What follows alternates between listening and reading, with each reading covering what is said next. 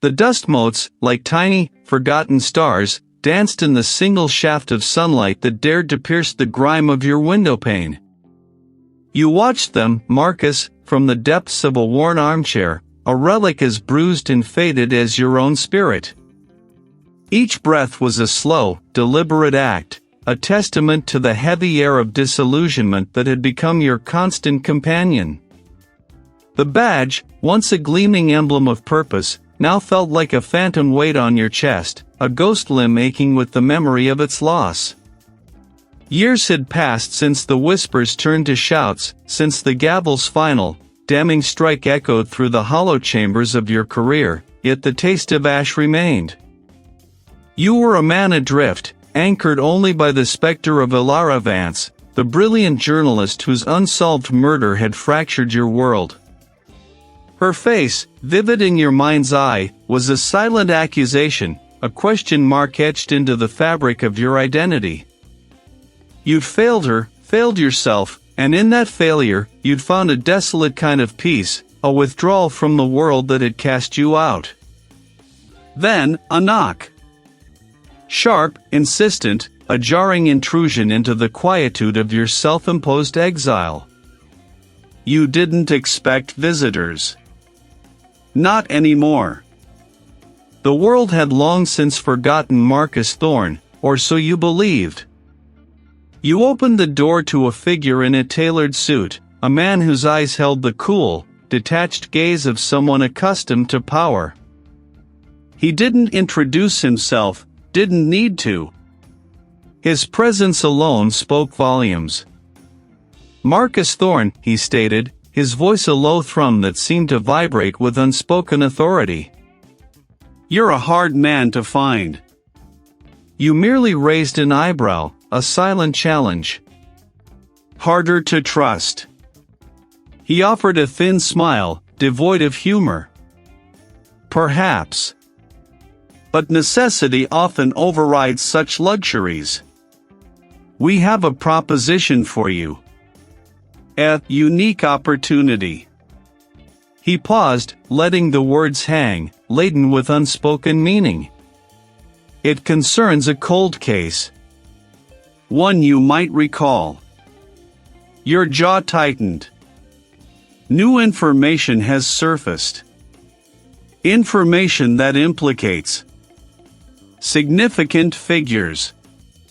He produced a slim, leather-bound folder, its edges crisp and unmarred, a stark contrast to the dust and decay of your apartment. We believe you are uniquely positioned to revisit this investigation. To see what others missed. He spoke of redemption, of a chance to mend the fractured pieces of your past, but you heard only the echo of Elara's name, a siren song pulling you back into the treacherous waters you'd sworn to avoid. You stood there, the weight of the moment pressing down, the man in the suit patiently awaiting your decision. The silence stretched, thick with unspoken history. Why me? You finally asked, the words raspy and used. Marcus Thorne am discredited. A ghost. Precisely, he said, a flicker of something unreadable in his eyes. Ghosts move unseen. And the stakes are higher now than you can imagine. This isn't just about a murder, Marcus.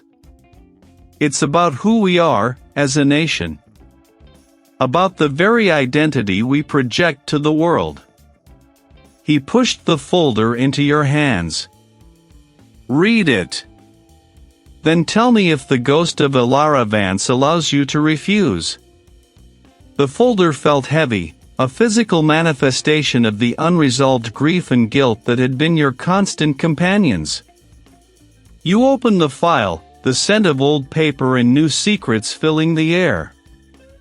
Elara's photograph stared back at you, her intelligent eyes brimming with a life brutally extinguished. You scanned the summary, the familiar details of her demise, then your gaze caught on a newly added addendum. The senator, a man whose public persona gleamed with philanthropic virtue, now stood under a shadow cast by the ghost of a journalist. The ghost of Elara Vance did not allow you to refuse. You found yourself standing before the skeletal remains of Elara Vance's apartment, the yellow tape long gone, but the spectral echo of the crime still clinging to the air like dust. The landlord, a stoic woman with tired eyes, had given you access, recognizing the old, haunted look in your own gaze. Another one trying to make sense of it, she'd muttered, handing you a rusty key. But you weren't looking for furniture, you were looking for ghosts. The original investigation had been thorough, but hurried, pressured to close quickly. A random act of violence, they'd called it. You'd always known it was more. You remembered Elara's meticulous nature, her habit of leaving breadcrumbs. He was a journalist, a storyteller, and he would have wanted her final story to be told. You focused on the small details, the things easily overlooked. A loose floorboard near her writing desk. You knelt, the creak of your joints protesting, and carefully pried it up.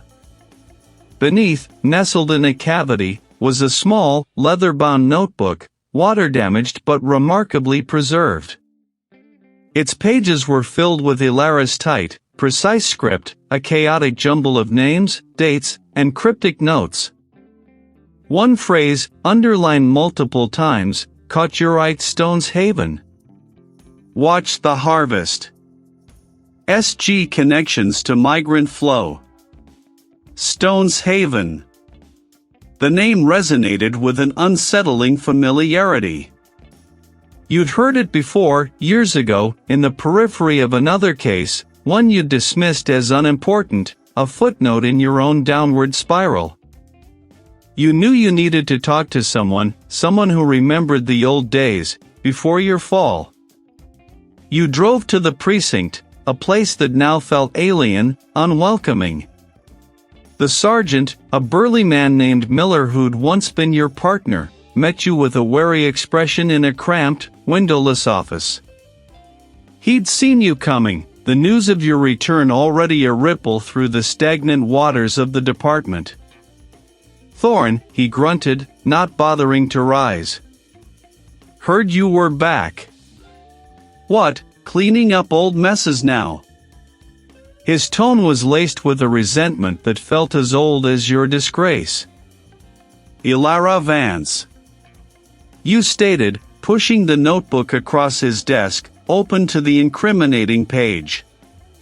What do you know about Stone's Haven? Miller's eyes narrowed. His gaze flicking from the notebook to your face. He leaned back, a deliberate act of distancing. Stone's Haven? That was just some old, abandoned facility out in the district. Nothing there. Just a derelict immigration holding place, used for overflow years ago. Closed down now. Or repurposed, you countered, your voice low. Elara thought it was important. And she linked it to SG connections to migrant flow. Does SG mean anything to you? He scoffed. Sounds like crazy talk, Thorne. You know how Elara was. You should leave this alone. Some things are better left buried. He looked at you, a warning in his eyes that transcended mere professional advice. You come poking around, you stir up more than dust. You stir up trouble. Big trouble. What kind of trouble? You pressed. Not just journalists. The kind that makes careers end. You know that better than anyone. He glanced around the office, as if listening for unseen ears. There are forces at play now, Marcus, far beyond anything you ever dealt with. Caldwell's campaign, for example. He's got powerful friends. Friends who don't like old stories resurfacing. His words confirmed your suspicions. It was a live wire, still buzzing with danger, guarded by unseen hands.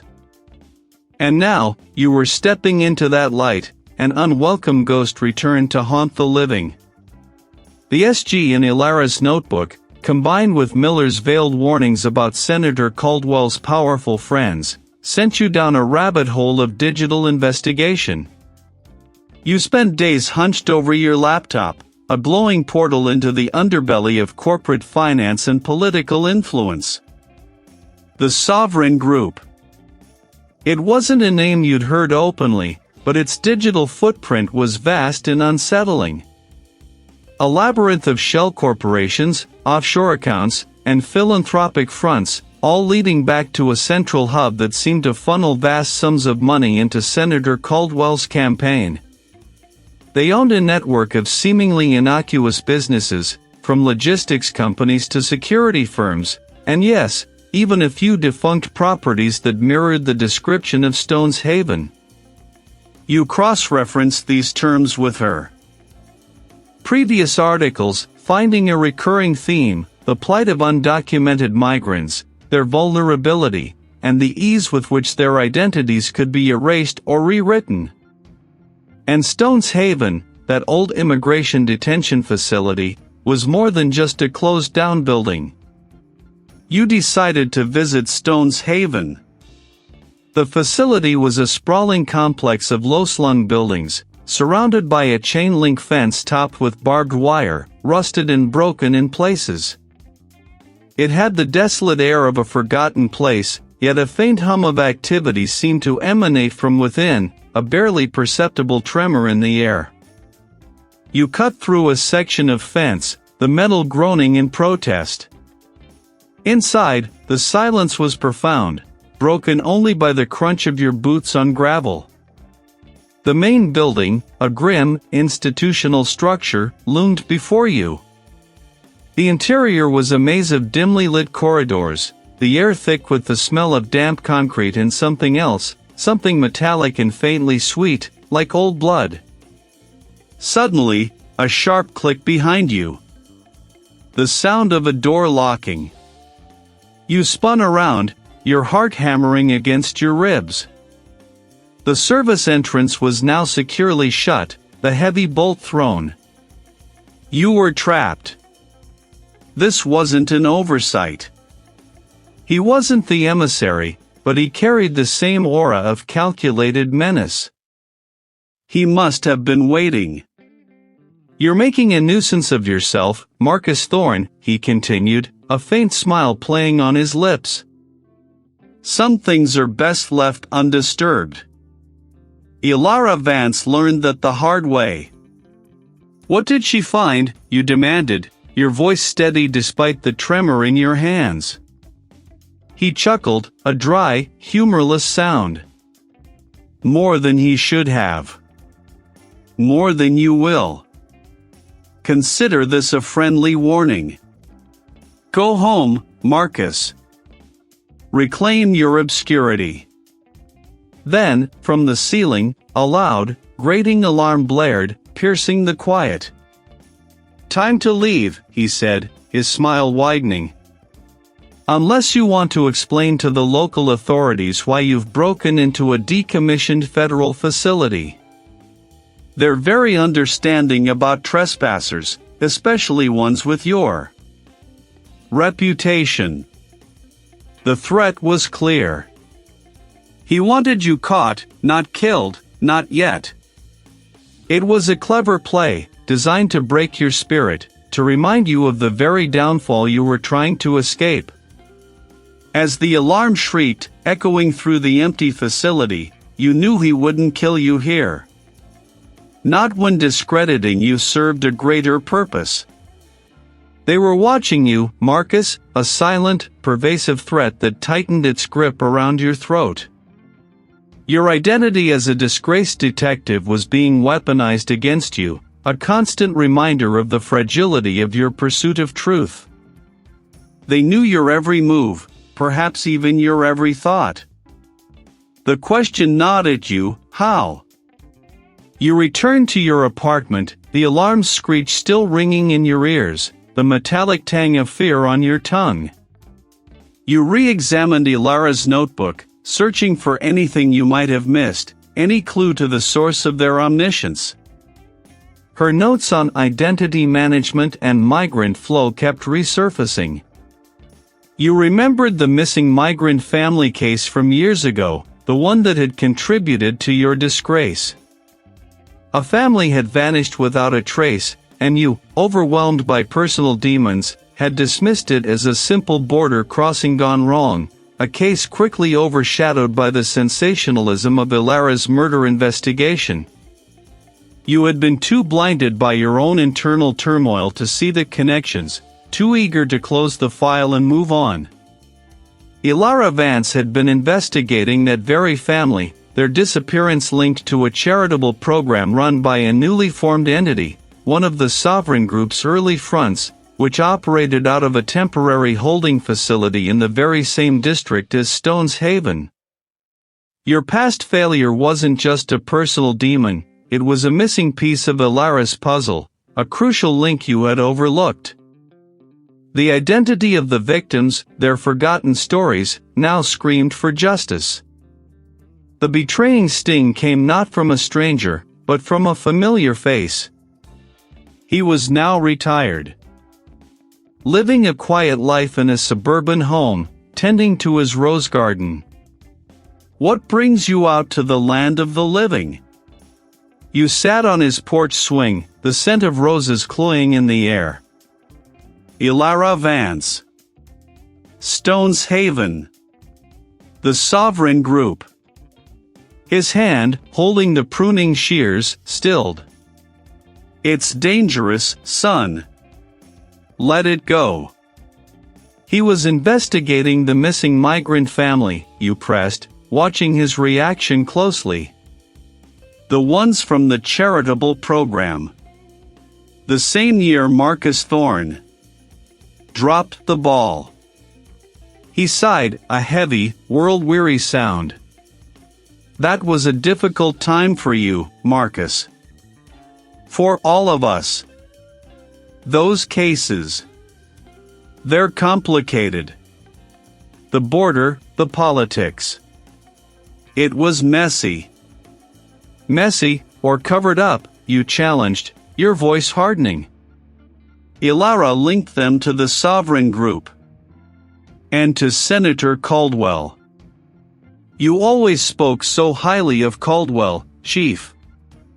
Always praised his philanthropic endeavors. He looked away, his gaze fixed on a distant point beyond the rose garden. Caldwell is a good man, Marcus. A powerful man. About what Elara found. Did you know they were using that facility, even back then, to disappear people? He turned back to you, his eyes clouded with an emotion that looked suspiciously like fear. I knew there were some operations, some sensitive projects. But I was assured they were legitimate. For the greater good. National security, Marcus. That's what they said. It was above my pay grade. Above all of our pay grades. Above mine, certainly, you said, a bitter laugh escaping your lips. But not above Elara's. He was close to exposing it all, wasn't she? Just like the migrants. Just like that family. He rose, his posture stiff, suddenly looking much older. Marcus, you need to understand. There are forces.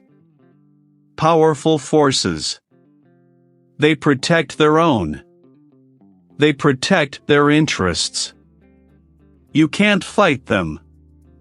You'll just get yourself killed, or worse, you'll destroy what little you have left. He laid a hand on your shoulder, his grip surprisingly firm. Walk away, Marcus. For your own sake. For the sake of your identity. The word hung in the air, heavy with unspoken meaning. He wasn't just warning you, he was pleading with you, perhaps even trying to save you from a fate he knew all too well. But in his eyes,